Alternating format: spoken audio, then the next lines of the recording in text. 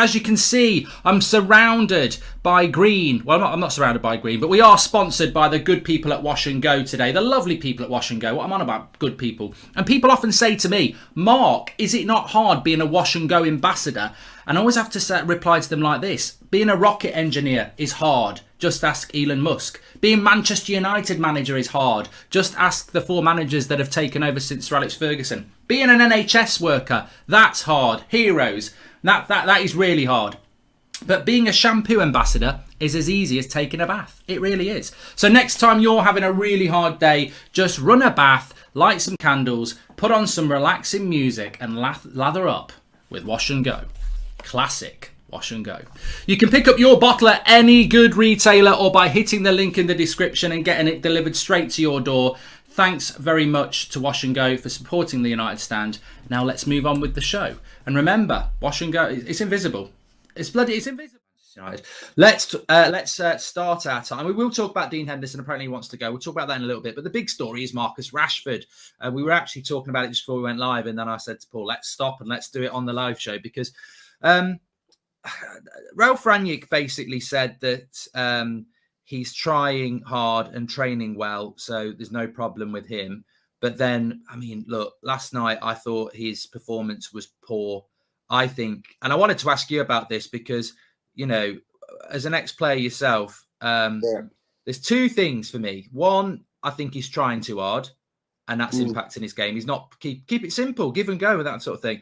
And 2, I think there's too many egos in that team. I think, you know, whatever people think about the midfield, if that's you or Robson or Keane in the midfield and you've got a young Giggs playing like that, whether it's a bollocking or an arm around the shoulder, someone's going to help him out. And I just think at the moment, his ego's too big for the club. Through no fault of himself.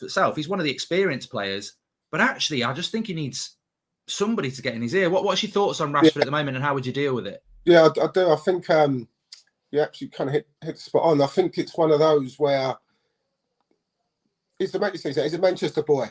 You know what I mean? And I think that adds a bit more pressure onto him because he wants to do well. He wants the club to do well. And sometimes you can see that, as you said in the performance, trying too hard to make it happen. I think we also got to remember that obviously he's had a few injuries. You know, the whole team's not playing with confidence. We've seen that, you know, under Ollie, and we're seeing it under Ranić now, even though they're winning games.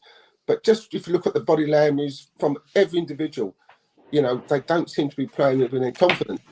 And you know, I think Rashford at the moment is one of those. And I think when Rashford first came on the scene, we didn't know what he was. You know, I remember when he scored 2 goals at Old Trafford against Liverpool, playing off the left. And I thought, wow, this is his position. You know, and then all of a sudden, like, he wanted to play up front.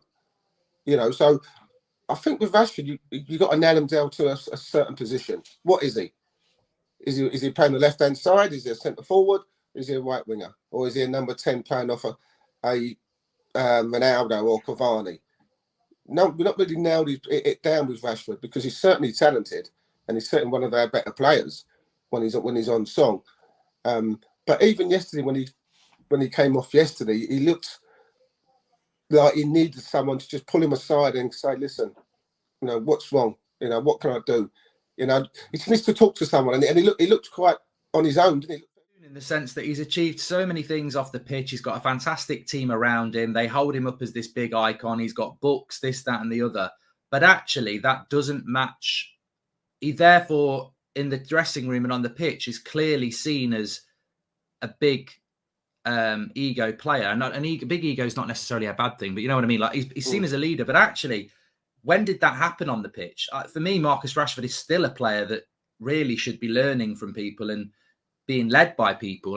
Maybe his off-field antics that I think people unfairly go at him, but he's achieved so much off the pitch. Is he now believing his hype on the pitch that he's the finished article when actually he really does need some support and help and leadership to, you know, hone certain aspects of his game that he's not quite learnt yet? I don't know. No, listen. And that's part of, you know, the manager's job. You know, you like to think under 3 years, the likes of the so-called world-class staff that Ollie said he had would have improved or developed Marcus Rashford, Greenwood, people like that a lot more. When you look at the Fodens you know, how they've come on, and Declan Rice, even though we're not allowed to mention him, you know, they've improved year after year. And, you know, I'm not seeing that, you know. And it's hard, though, for Rashford, because it's like, who do you look up to? He's a Manchester boy through and through. It's not like he's got a Robson or a Keane or a Bruce or, you know, a Mark Hughes there. You've got a Ronaldo who's all about himself anyway. Yeah. You got a Fernandes who 2 years ago was outstanding, unbelievable when he came to United, and now looks nowhere near like the player he was. You know, so if you actually like, we talk about leaders, and you've got Maguire, who's the captain, who's trying to get his own game in hand. So, you know, who does he actually turn to? Who does he actually say, well, listen, I'm not feeling this, I'm not feeling that? Can he go to Ranić and say the same? I'm not sure, because he might be there only for 4 months. You know, he's not going to be the proper manager. He looks lost, doesn't he, effectively? And he is lost. The thing is, at times, they all look lost. Yeah. And I think sometimes the fans, I mean, there was a situation in the second half where I think Jesse Lingard had a shot and the ball bounced out, and, you know, he kind of just walked away from it. And it was Greenwood, wasn't it? Yeah, because the crowd got on his back. Yeah, the crowd got on his back, didn't they? Yeah, but he was never getting it anyway. You know, but it's just like a crowd then trying to pick on someone just to fit with their frustration. And that happened to be Rashford. But even Greenwood, to a certain degree, he cut him 3 or 4 times last night.